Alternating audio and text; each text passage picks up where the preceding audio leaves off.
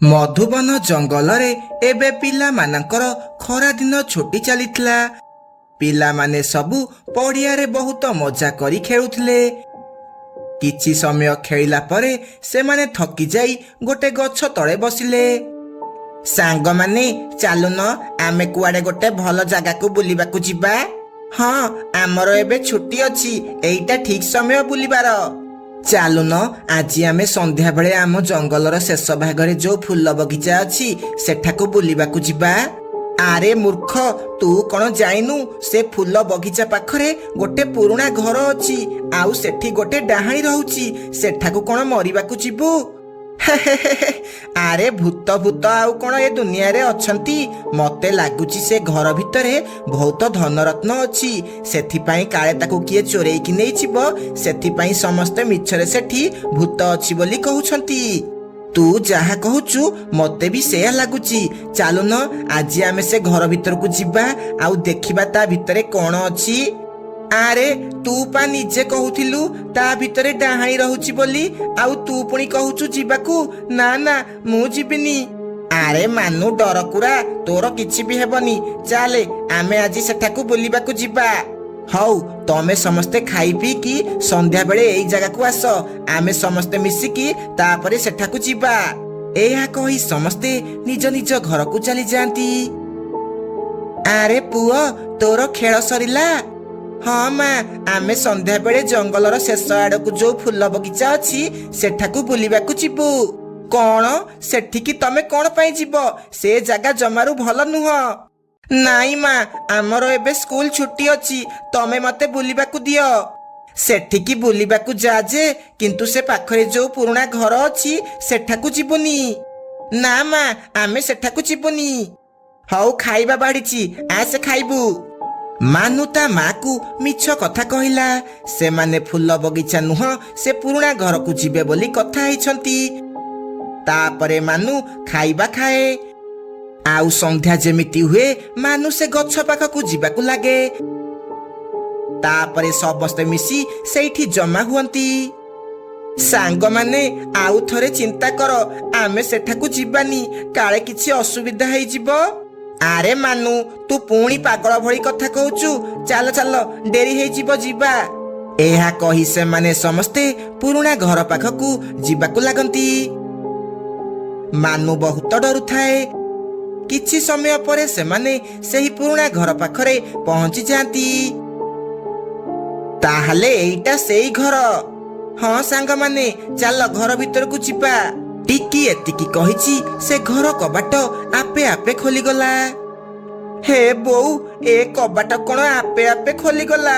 ମତେ ବହୁତ ଡର ଲାଗିଲାଣି। ଆରେ ବୋକା ମାନୁ, ଏଇଟା ସମସ୍ତଙ୍କୁ ଡରେଇବା ପାଇଁ ହେଇଥିବ। ଏଇଟା ଦେଖିଲେ ସମସ୍ତେ ଆଉ ଡରିକି ଭିତରକୁ ଯିବେନି। ହଁ ଜଗୁ, ତୁ ଠିକ କହୁଛୁ। ତାପରେ ସମସ୍ତେ ଘର ଭିତରକୁ ଗଲେ। ସେ ଘର ଭିତର ବହୁତ ଅନ୍ଧାର ଥିଲା, ଆଉ ତା ଭିତରେ ବହୁତ ପୁରୁଣା କାଳର ଜିନିଷ ଥିଲା। ସେତିକି ବେଳେ ଜଗୁର ନଜର ଗୋଟେ ପୁରୁଣା ଆଇନା ଉପରେ ପଡ଼ିଲା। ଆରେ ସାଙ୍ଗମାନେ, ଏ ଆଇନାକୁ ଦେଖ, କେତେ ସୁନ୍ଦର ହେଇଛି। ହଁ, ଏଇଟା ବହୁତ ପୁରୁଣା କାଳର ଆଇନା। ଜଗୁ ଯାଇ ସେ ଆଇନାକୁ ହାତ ମାରିକି ଦେଖିଲା। ସେତିକି ବେଳେ ହଠାତ୍ ସେ ଘର କବାଟ ବନ୍ଦ ହେଇଗଲା, ଆଉ ଭୟଙ୍କର ଭୟଙ୍କର ଶବ୍ଦ ହେବାକୁ ଲାଗିଲା। ଆରେ ଇଏ ସବୁ କଣ ହେଉଛି? ଏମିତି ଭୟଙ୍କର ଶବ୍ଦ କୁଆଡୁ ଆସୁଛି? ମୁଁ ମନା କରିଥିଲି ଆମେ ୟା ଭିତରକୁ ଆସିବାନି ବୋଲି, ତମେ ମୋ କଥା କେହି ବି ଶୁଣିଲନି। ତମେ ମାନେ ବ୍ୟସ୍ତ ହୁଅନି, କିଛି ବି ହେବନି ଆମର। ସେତିକି ବେଳେ ସେ ଆଇନା ଭିତରେ ଗୋଟେ ଡାହାଣୀ ପ୍ରକଟ ହେଲା।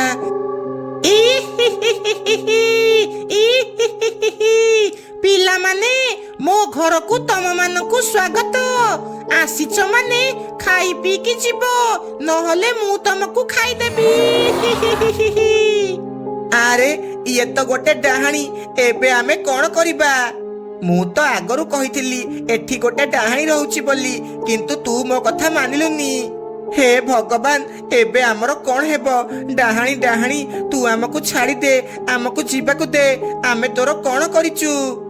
ଛାଡ଼ିଦେବି ଏତେ ସହଜରେ? ବହୁତ ଦିନ ପରେ ମୋ ଖାଦ୍ୟ ମୋ ପାଖକୁ ନିଜେ ଚାଲିକି ଆସିଛି, ଆଉ ତୁ କହୁଛୁ ତତେ ଛାଡ଼ିଦେବି? ଏହା କହି ସେ ଡାହାଣୀ ଜଗୁକୁ ସେ ଆଇନା ଭିତରକୁ ଟାଣିବାକୁ ଲାଗେ। ସାଙ୍ଗମାନେ ମତେ ବଞ୍ଚାଅ, ଏ ଡାହାଣୀ ମତେ ମାରିଦେବ। ସେତିକି ବେଳେ ବିଟୁର ନଜର ଗୋଟେ ପଥର ଉପରେ ପଡ଼ିଲା। ସେ କିଛି ନ ଭାବି ସେ ପଥରକୁ ଧରି ସେ ଆଇନାକୁ ମାରିଦେଲା। ସେ ପଥର ବାଜି ସେ ଆଇନା ପୁରା ଗୁଣ୍ଡ ହେଇଗଲା। ଇଏ ତମେ ମାନେ କଣ କଲ?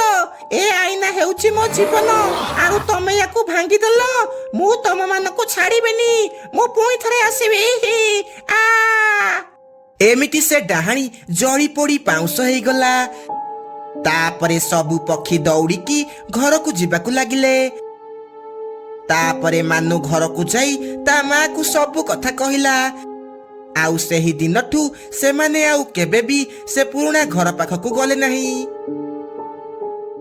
ମଧୁବନ ଜଙ୍ଗଲରେ ପ୍ରବଳ ଖରା ହେବା ଯୋଗୁଁ ବହୁତ ସାରା ପକ୍ଷୀ ସୁନ୍ଦରବନ ଜଙ୍ଗଲକୁ ରହିବାକୁ ଗଲେ। ମିନୁ ଚଢ଼େଇ ସେ ଜଙ୍ଗଲକୁ ଯାଇ ଘର ତିଆରି କରିନଥିଲା। ସେ ଗୋଟେ ଗଛରେ ବସା କରି ତା ଝିଅ ସହ ରହିବାକୁ ଲାଗିଲା। ମା ଆମେ କେବେ ଘର ବନେଇବା? ଆରେ ଝିଅ, ତୁ ବ୍ୟସ୍ତ ହନି, ଆମେ ଏବେ ଆସିଛେ ଜଙ୍ଗଲକୁ। ମୁଁ ବହୁତ ଜଲ୍ଦି ଗୋଟେ ସୁନ୍ଦର ଘର ବନେଇଦେବି। କିନ୍ତୁ ସେମାନେ ଜାଣିନଥିଲେ ଯେ ସେ ଜଙ୍ଗଲରେ ଗୋଟେ ମୁଣ୍ଡକଟା ଡାହାଣୀ ରହୁଛି, ଆଉ ସେ ପକ୍ଷୀମାନଙ୍କୁ ମାରି ଖାଇଦେଉଛି। ରାତିରେ ସେ ଡାହାଣୀ ପକ୍ଷୀମାନଙ୍କୁ ଖୋଜିବାକୁ ଲାଗେ।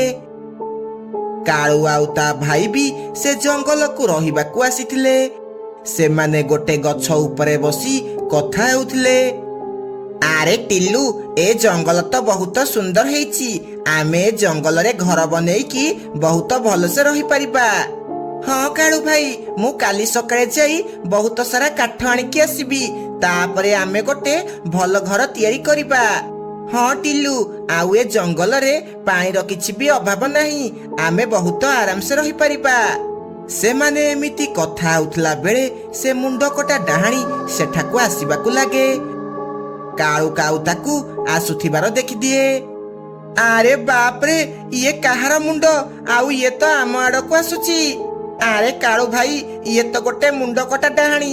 ଚାଲ ଜଲ୍ଦି ଦୌଡ଼ିକି ପଳେଇବା, ନହେଲେ ଇଏ ଆମକୁ ଖାଇଦେବ। ଏହା କହି ସେମାନେ ଦୁଇ ଜଣ ସେଠାରୁ ଦୌଡ଼ିକି ଯିବାକୁ ଲାଗନ୍ତି। ସେ ଡାହାଣୀ ବି ସେମାନଙ୍କ ପିଛା କରିବାକୁ ଲାଗେ। ସେମାନେ ଦୁଇ ଜଣ ଜୋରେ ଉଡ଼ିବାକୁ ଲାଗନ୍ତି। ସେ ଡାହାଣୀ ବି ସେମିତି ପିଛା କରିବାକୁ ଲାଗେ।